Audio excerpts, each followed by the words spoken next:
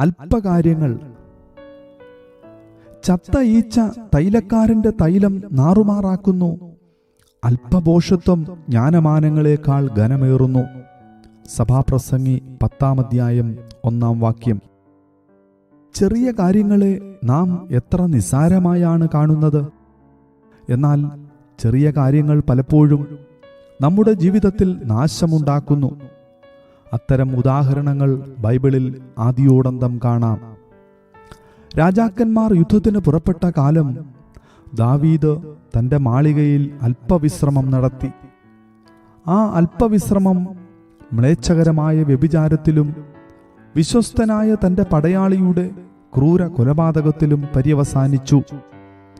30 വെള്ളിക്കാശിനു വേണ്ടിയുള്ള ചെറിയ ദ്രവ്യാഗ്രഹം യൂദാ ഇസ്കര്യോത്താവിനെ നമ്മുടെ കർത്താവിൻ്റെ ഒറ്റുകാരനാക്കി തീർത്തു. ദ്രവ്യാഗ്രഹത്തെ സൂക്ഷിക്കുക.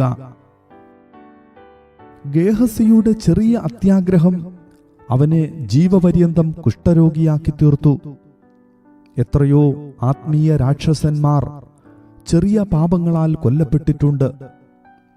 വലിയ കൊമ്പല്ല, ഒരു ചെറിയ കൊമ്പ് സൈന്യത്തിലും നക്ഷത്രങ്ങളിലും ചിലതിനെ നിലത്തു തള്ളിയിട്ട് ചവിട്ടിക്കളഞ്ഞു എന്ന് ദാനിയേൽ 7-ാം അധ്യായം 8-ാം വാക്യത്തിലും 8-ാം അധ്യായം 10-ാം വാക്യത്തിലും വായിക്കുന്നു. ചെറുതും നിർദോഷവുമായി തോന്നുന്ന കാര്യങ്ങളെ മുളയിലേ നുള്ളുന്നതിൽ നാം അവഗണന കാണിക്കുന്നില്ലേ? നമ്മുടെ വിശുദ്ധ ജീവിതത്തെ നശിപ്പിക്കുകയും അശുദ്ധമാക്കുകയും ചെയ്യുന്നതിനുള്ള പിശാചിന്റെ തന്ത്രങ്ങളിൽ ഒന്നാണിത്. പത്രോസിന് യേശുവിനെ തള്ളിപ്പറയുവാനുള്ള ഉദ്ദേശ്യമില്ലായിരുന്നു. എന്നാൽ ആ കുളിരുള്ള രാത്രിയിൽ തീ കാഞ്ഞ് തണുപ്പ് മാറ്റുവാനായി തൻ്റെ അടുത്തു കണ്ട തീവെട്ടത്തിനടുത്തേക്ക് അവൻ പോയതേയുള്ളൂ. പരിഹാസികളുടെ ഇരിപ്പിടത്തിൽ ഇരുന്നു കൊണ്ട് അല്പം തീ കാഞ്ഞത് അവന്റെ ജീവിതത്തെ കയ്പുള്ളതും അവനെ കയ്പോടെ കരയുന്നവനുമാക്കി തീർത്തു.